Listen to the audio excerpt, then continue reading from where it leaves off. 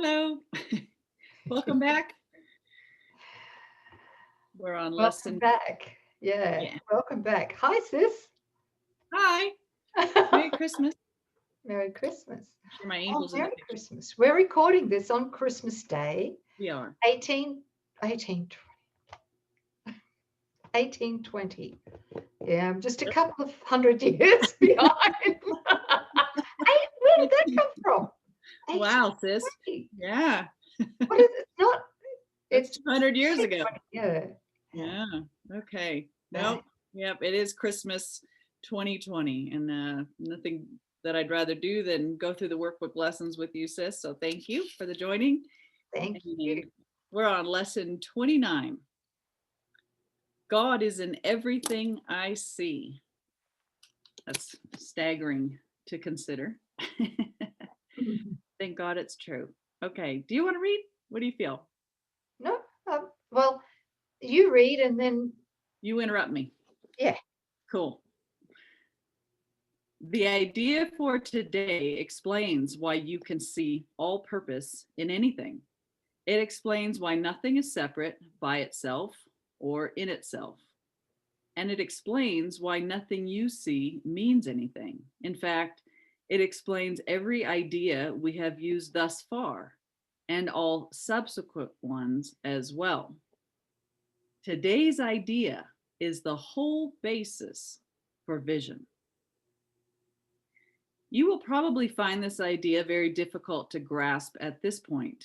You may find it silly, irreverent, senseless, funny, and even objectionable. Certainly, God is not in a table, for example, as you see it. Yet, we emphasized yesterday that a table shares the purpose of the universe. And what shares the purpose of the universe shares the purpose of its creator. Try then today to begin to look how to look on all things with love, appreciation, and open-mindedness. There's the keys right there. Mm. You do not see them now. Would you know what is in them? Nothing is as it appears to you. Its holy purpose stands beyond your little range.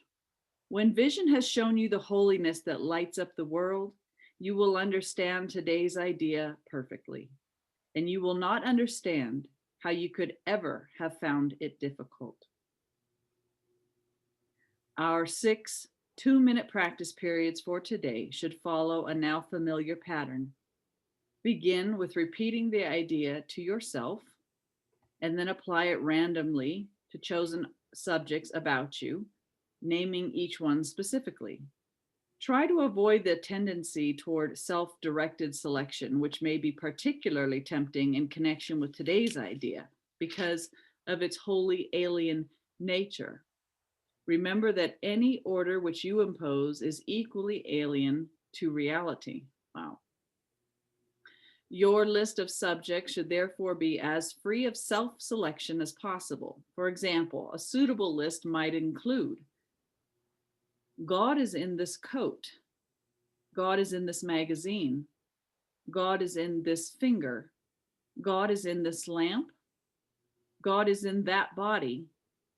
God is in that door. God is in that cup. In addition to the assigned practice periods, repeat the idea for today at least once an hour, looking slowly about you as you say the words unhurriedly to yourself. At least once or twice, you should experience a sense of restfulness as you do this.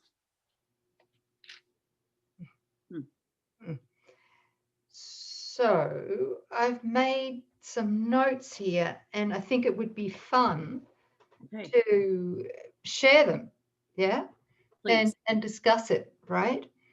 And so just going, that's a big one. God is in everything I see. It's so huge, and I vaguely remember doing this lesson and going, well, for me back then, it felt like a contradiction. So I didn't get it. Mm-hmm. Yeah. maybe this might help you to get it too, is I'm just going to refer to the split mind. You know, while we think we're here in a body in a separated world, we're actually seeing from what Jesus calls a split mind in A Course in Miracles. Now, that's not the brain, the human brain, it's the mind, right? Our mind, of course, the truth of our mind with a capital M is it belongs in God and it's changeless. It doesn't know an opposite of God because it knows there is no opponent to God, right? It's impossible. Mhm. But remember that the mind of the Son of God, which is us, fell asleep. We chose to have a dream Mhm.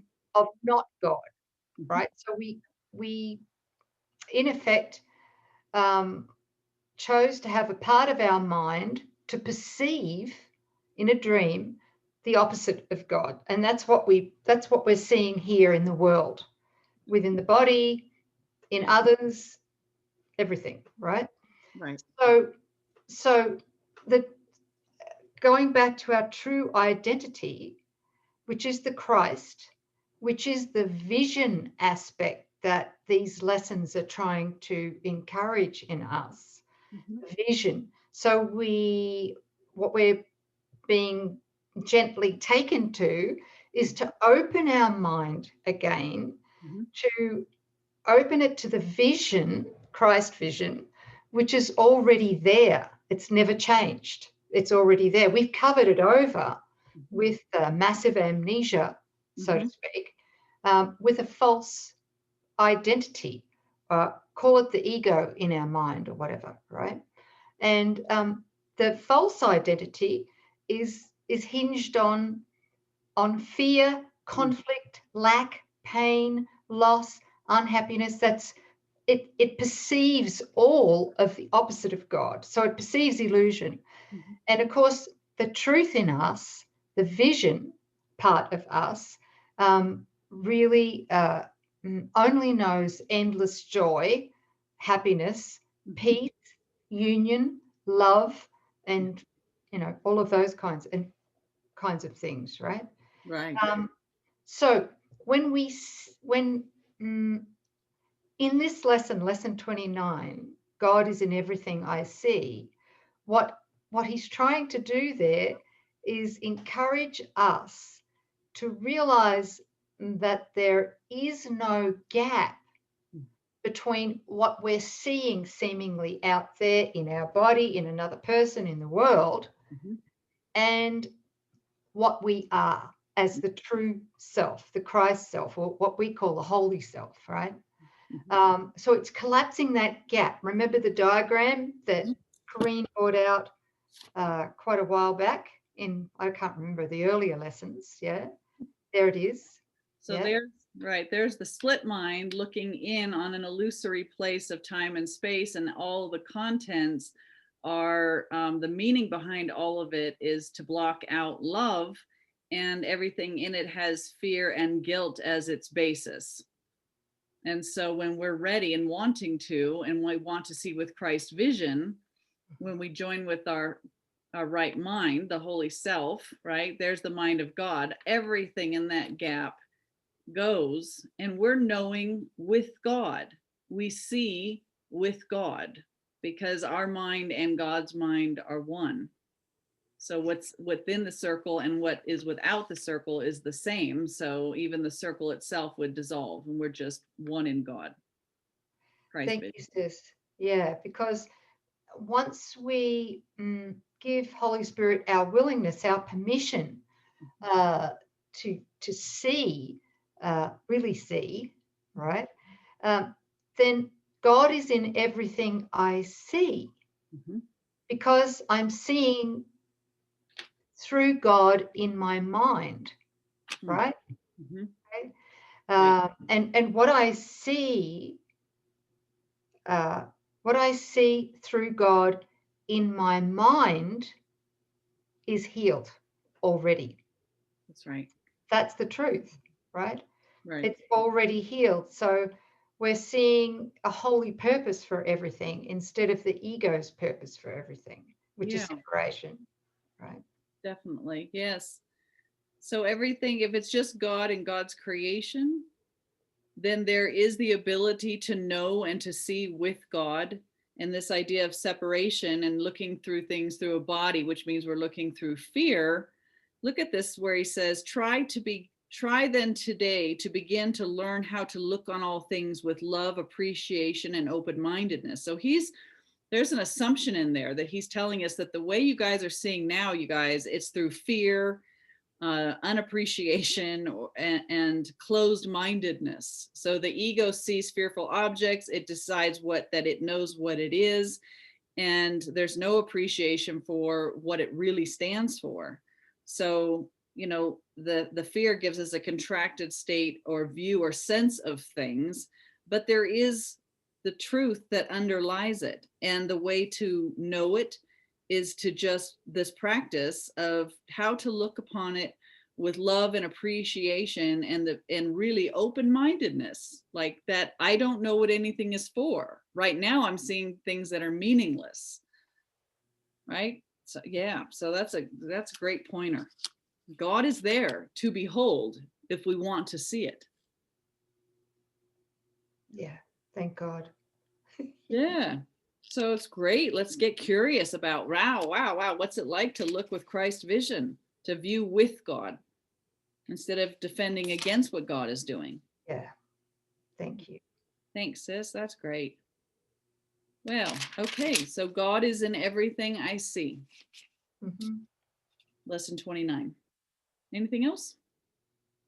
No, that's beautiful to be doing this lesson on Christmas Day. Isn't it? Yeah. Yeah. Thanks, everybody. We'll Thank see you you. next time. Bye.